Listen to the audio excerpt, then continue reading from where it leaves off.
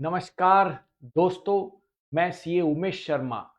10 important चीजें जो late filers है, यानी जिनको 31 जुलाई 2023 तक इनकम टैक्स रिटर्न फाइल करना जरूरी था पर वो फाइल नहीं कर सके, तो ऐसे लोगों के लिए क्या 10 चीजें ध्यान में रखना जरूरी है। बहुत इंपॉर्टेंट डिस्कशन हम करने वाले हैं आज, क्योंकि जिनको टैक्स ऑडिट एप्लीकेबल नहीं है, जो छोटे छोटे करदाताएं हैं, सैलरी वाले, उन लोगों के लिए 31 जुलाई रिटर्न फाइल करना, छोटे मोटे बिजनेसमैन उनको भी रिटर्न फाइल करना, प्रोफेशनल्स को रिटर्न फाइल करना 31 जुलाई के पहले जरूरी था। बट कुछ कारणवश, काम के वजह से या कुछ चीजों के वजह से वो नहीं कर पाए, तो अब उनको क्या चीजें ध्यान में रखनी है, तो फटाफट देखते हैं। सबसे पहली चीज, अगर 31 जुलाई को रिटर्न फाइल नहीं कर पाए तो 31 दिसंबर 2023 तक तो रिटर्न आप फाइल कर सकते हो। दूसरी, लेट फीस लगेगी 31 जुलाई के बाद में। 5,000 रुपए तक की लेट फीस लगेगी अगर टोटल इनकम 5 लाख के ऊपर अगर है तो, और 1,000 रुपए की लेट फीस लगेगी अगर 5 लाख के नीचे इनकम है तो। लेट फीस नहीं लगेगी अगर इनकम नहीं है, बेसिक एग्जम्पशन लिमिट के नीचे है, और ये 31 दिसंबर 23 तक ही लगेगी। तो फटाफट 31 दिसंबर 2023 के पहले रिटर्न फाइल कर ले, नहीं तो खर्चा लग जाएगा। तीसरी बात, इंटरेस्ट भरना पड़ेगा 1% पर मंथ, और पार्ट देयर ऑफ। जो भी टैक्स अगर आया उसके ऊपर 31 जुलाई से आगे जब तक हम रिटर्न भरेंगे तब तक का ब्याज अलग से भरना पड़ेगा अगर टैक्स लायबिलिटी आती है तो।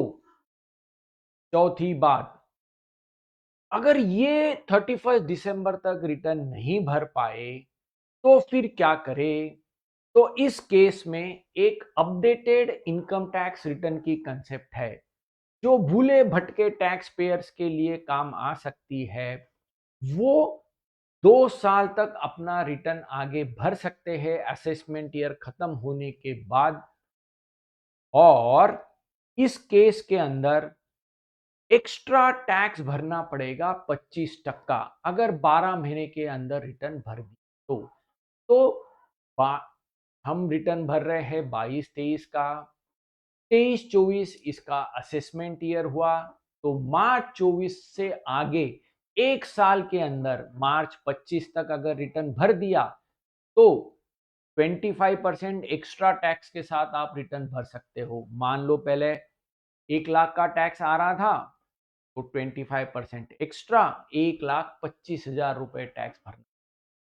और अगर उसके बाद में 12 महीने के बाद, यानी मार्च 25 से लेके मार्च 26 तक अगर रिटर्न भरते हैं तो 50% एक्स्ट्रा टैक्स भरना पड़ेगा।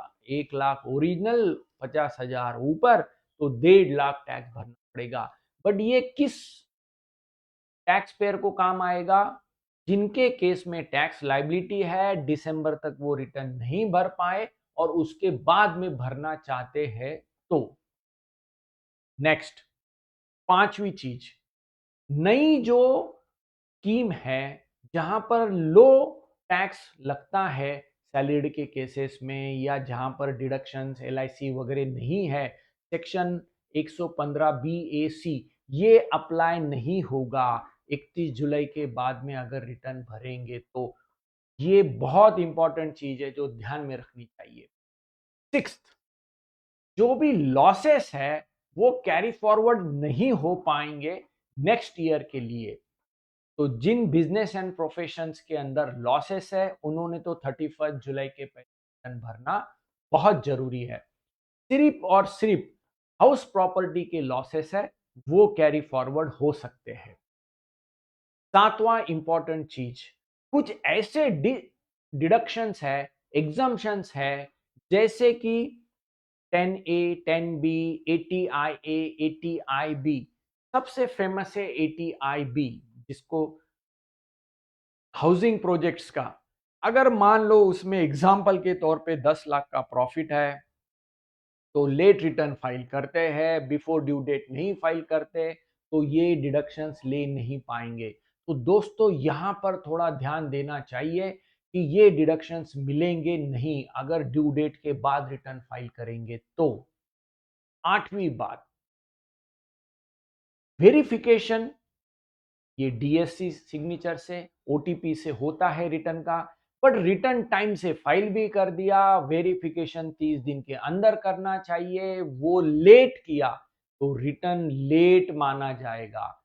और जिस वक्त इसको हमने वेरीफाई किया, मान लो 31 जुलाई का रिटर्न है, उसको वेरीफाई करना चाहिए था, बट उसको हमने 15 सितंबर को वेरीफाई किया, तो ये लेट रिटर्न माना जाएगा और बड़ी दिक्कतें होगी। तो ध्यान रखें वेरिफिकेशन टाइम से।